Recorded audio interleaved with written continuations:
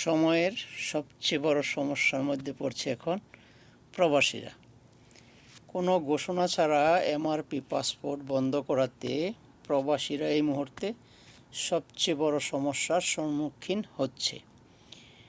অনেকে হয়তো 1 মাস বা 2 মাস পাসপোর্টের মেয়াদ থাকতে এম্বাসিতে গিয়ে জানতে পারে যে নতুন করে আর এমআরপি পাসপোর্ট দেওয়া হবে না, ই পাসপোর্ট করতে হবে। তারপরে আবার এনআইডি অথবা জন্ম নিবন্ধনের সাথে মিল থাকতে হবে। শতকরা 99% প্রবাসীর এনআইডি অথবা জন্ম নিবন্ধনের সাথে কিন্তু পাসপোর্টের মিল নেই।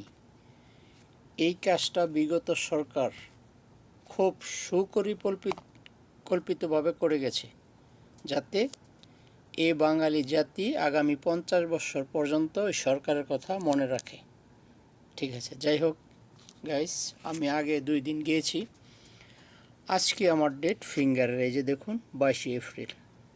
এখন রেডি হচ্ছি, এম্বাসিতে যাব ফিঙ্গার দেওয়ার জন্য। আল্লাহ পাক জানে তাদের সার্ভারে কাজ করে কিনা। কয়দিন ধরে নিউজে দেখতেছি যে সার্ভারে কাজ করে না, অনেকেই গিয়ে ফেরত আসছে, কাজ শেষ করে আর আসতে পারে না।